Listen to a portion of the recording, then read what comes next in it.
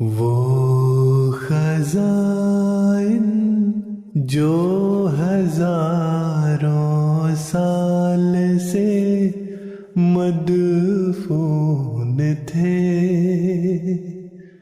اب میں دیتا ہوں اگر کوئی ملے امیدوار، کوئی ملے امیدوار۔ اعوذ باللہ من الشیطان الرجیم، بسم اللہ الرحمن الرحیم۔ ملفوظات سیدنا حضرت اقدس مسیح موعود علیہ الصلوۃ والسلام۔ کشمکش کی زندگی۔ ایڈیٹر صاحب الحکم لکھتے ہیں کہ عصر کی نماز سے فارغ ہو کر جب حضرت اقدس مسیح موعود علیہ السلام اندر تشریف لے گئے تو لالا شرمپت رائے اور لالا ملاوا مل، جو قادیان کی آریوں میں پرانے آریہ ہیں اور حضرت اقدس مسیح موعود علیہ السلام کی اکثر پیش گوئیوں کے گواہ ہیں، اپنے اکثر احباب کو لے کر حضرت اقدس علیہ السلام کی ملاقات کو آ گئے۔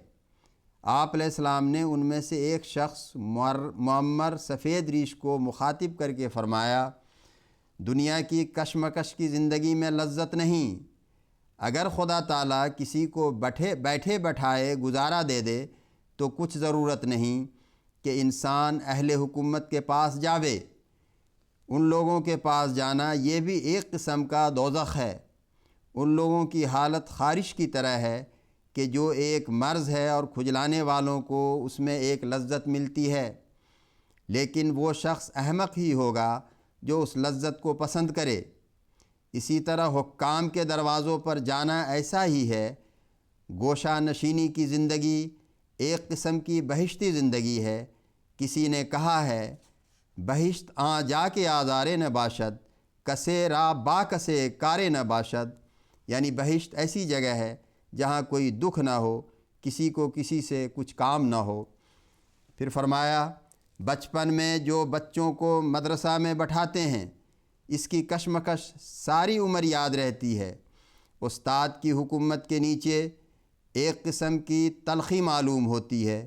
ہمیں اس وقت تک بھی یاد ہے کہ چھٹی کے دن کے بعد یعنی ہفتہ کو جو مدرسہ کا جانا ہوتا تھا تو سخت ناگوار گزرا کرتا تھا، اور تو کچھ یاد نہیں رہا، مگر یہ درد ضرور یاد ہے کہ مدرسہ جانا ایک درد محسوس ہوا کرتا تھا، کیونکہ مرضی کے خلاف بھی ایک درد ہی ہوا کرتا ہے۔ اور جو لوگ حکام کے دروازوں پر جاتے ہیں، جیسے ذیلدار وغیرہ یا اور اسی قسم کے لوگ، یہ عجیب قسم کے ابتلا میں پھنس جاتے ہیں۔ بعض کو رشوت لینے کی عادت ہو جاتی ہے۔ وہ آدمی بڑا ہی خوش نصیب ہے اور اس کو خدا کا شکر کرنا چاہیے جو کسی حکومت کے نیچے نہیں، اور جسے فکر نہیں ہے کہ رات کو یا دن کو کوئی آواز آئے گی۔ بعض لوگ اسیسر ہونے میں اپنی عزت سمجھتے ہیں، مگر میں نے دیکھا ہے کہ وہ بڑے پابند ہوتے ہیں۔ ایک بار ایک اسیسر کو جو اپنے وقت پر نہیں آیا تھا سزا ہوئی۔ اس نے کہا کہ میں شادی پر یا کہیں اور گیا ہوا تھا۔ حاکم نے اسے کہا کہ کیا تم کو معلوم نہ تھا کہ میں اسیسر ہوں، اور سزا دے دی۔ آخر چیف کورٹ نے اس کو بری کر دیا۔ غرض اس قسم کے مصائب اور مشکلات ہوتی ہیں، اور پھر ان بیچاروں کی حالت تا تریاق از عراق آوردہ شود کی مصداق ہو جاتی ہے۔ خواہ اپیل میں بری ہو جاویں، مگر وہ بے عزتی اور مصائب کا ایک بار تو منہ دیکھ لیتے ہیں۔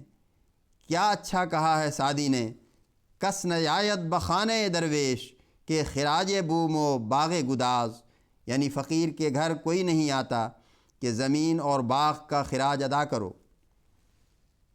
پھر حضور فرماتے ہیں، جس قدر انسان کشمکش سے بچا ہوا ہو اس قدر اس کی مرادیں پوری ہوتی ہیں۔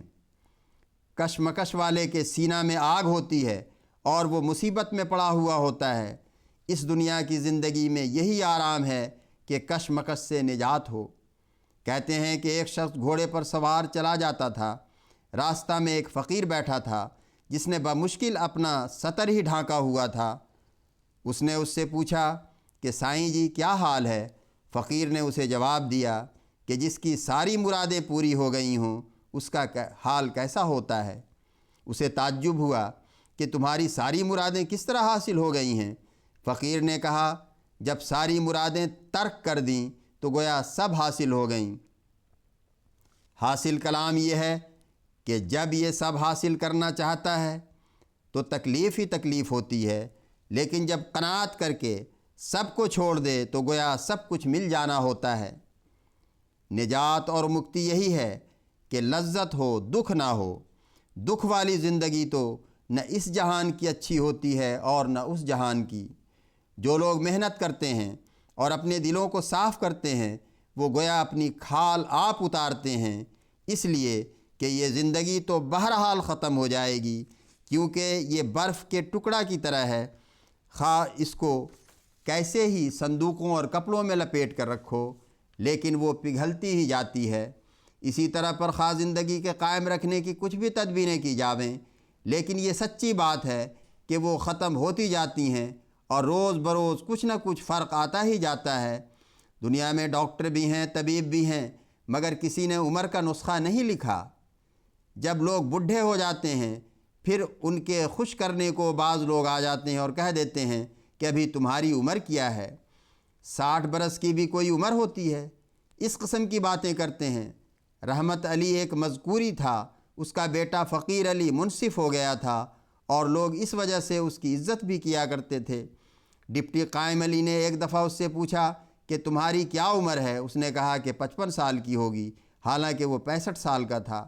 قائم علی نے اس کو کہا کہ کیا ہوا، ابھی تو بچے ہو، خود بھی وہ یہی عمر بتایا کرتا تھا۔ میں نے کہا کہ 55 کا سال بڑا مشکل ہے، یہ ختم ہونے میں نہیں آتا۔ غرض انسان عمر کا خواہش مند ہو کر نفس کے دھوکوں میں پھنسا رہتا ہے۔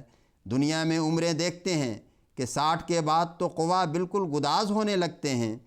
بڑا ہی خوش قسمت ہوتا ہے جو 80 یا 82 تک عمر پائے اور قوا بھی کسی حد تک اچھے رہیں، ورنہ اکثر نیم سودائی سے ہو جاتے ہیں۔ اسے نہ تو پھر مشورہ میں داخل کرتے ہیں اور نہ اس میں عقل اور دماغ کی کچھ روشنی باقی رہتی ہے۔ بعض وقت ایسی عمر کے بڈھوں پر عورتیں بھی ظلم کرتی ہیں کہ کبھی کبھی روٹی دینی بھی بھول جاتی ہیں۔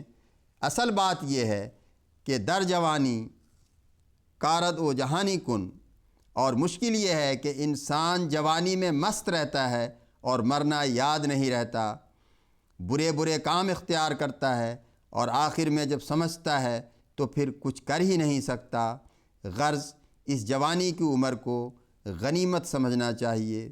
نشان زندگانی تا بسی سال، چو چل آمد فرد ریزت پر ابال، یعنی نوجوانی کی فرصت 30 سال تک ہوتی ہے، جب 40 ہوئے سب بالوں پر جھڑ جاتے ہیں۔ اللہم صلی علی محمد و آل محمد وبارک وسلم انک حمید مجید۔